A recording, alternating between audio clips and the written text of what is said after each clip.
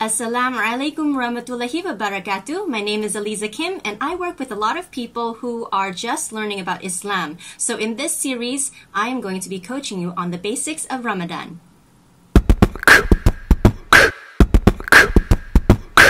Hey everyone, and welcome to the second episode of Ramadan Coach. Now in the last episode, we learned a little bit about what Ramadan is all about, that it is a mercy from Allah, and also that it's our off-season training for the rest of the year in doing good deeds, building taqwa, and also some other things. Now in this episode, we are going to be learning some of the etiquettes of Ramadan.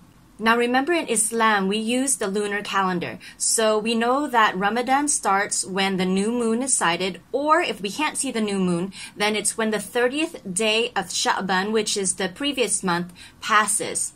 Now, let's see.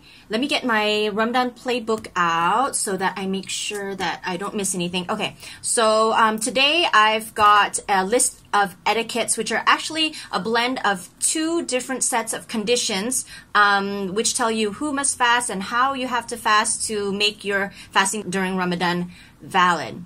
Okay, so this is going to be just a short overview for you, but if you want the separate sets of conditions, so the conditions for who has to fast and then also the conditions for how to make your fasting valid, you should actually go and consult your own ustad or ustada to get that full list, okay? So for me, it's just going to be a quick overview. Okay, so the first condition is that the person who is fasting during Ramadan has to be a Muslim. Now, why is that important? Is because if you're not a Muslim, your fasting is not counted since you don't have that ruling on you, right? However, if you're not yet a Muslim and you've already set your intention to fast this Ramadan with your Muslim friends, go ahead and do it because it's still going to be a really good experience for you. It is going to soften your heart in some way, and also there's some health benefits for you.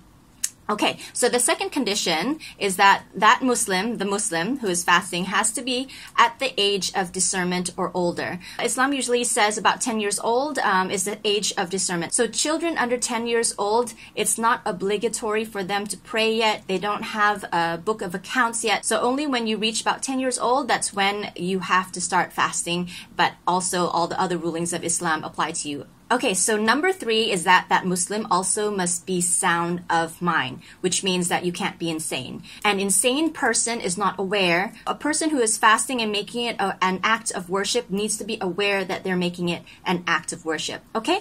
Number 4, you have to have the proper intention to fast. So before fasting, the previous night before Fajr, you actually have to set an intention that you are going to fast the next day for the sake of Allah in the obedience to Him, with the hope of gaining rewards and forgiveness from Allah. Okay, so that is number 4, having a proper intention to fast. Okay, number 5.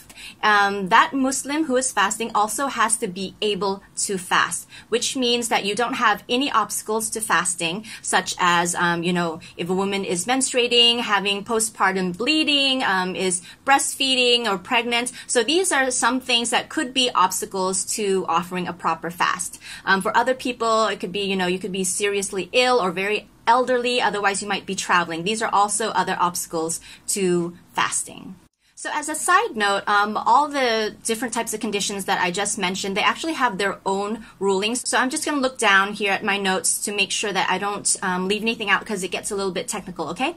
So all those types of conditions can be divided into 2 different groups. So one group has to substitute the fasting days. So that means that if they miss a day in Ramadan, they have to substitute a fasting day outside of Ramadan.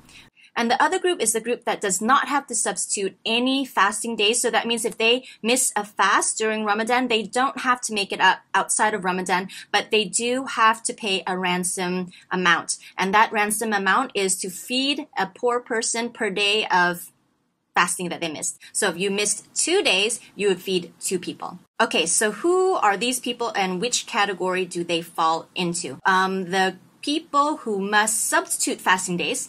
These are the women who are menstruating and having postpartum bleeding, those who are ill, and those who are traveling. Okay, for those people who do not have to substitute the days, but they have to pay the ransom of feeding a poor person per day that they missed, are the pregnant women and breastfeeding women who fear for the well-being of her child, and also for the very elderly person who are only able to fast with difficulty.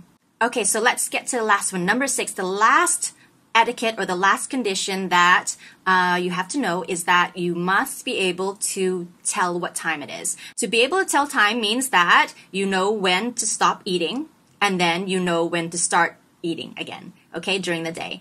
Okay, so that's it. So let me recap what we have learned today. Now, in this episode, I coached you on the etiquettes, or rather the conditions for fasting during Ramadan. Okay, I'm just going to read off the list to you. Number 1, the person who is fasting during Ramadan must be a Muslim. Number 2, they must be at the age of discernment. Number 3, they must be sane. Number 4, they must have the correct intention for fasting. Number 5, they must be able to fast, so there's no obstacles to fasting. And number 6, they must be able to figure out what time it is. Okay, so that's basically it for this episode of Ramadan Coach. Now, in the next episode, I am going to be coaching you on what happens during each day of Ramadan. What is the pre-dawn meal? When do you break fast? What happens if you accidentally eat or drink during the day? And, some of the things that invalidate your fast. So do tune in for the next episode of Ramadan Coach.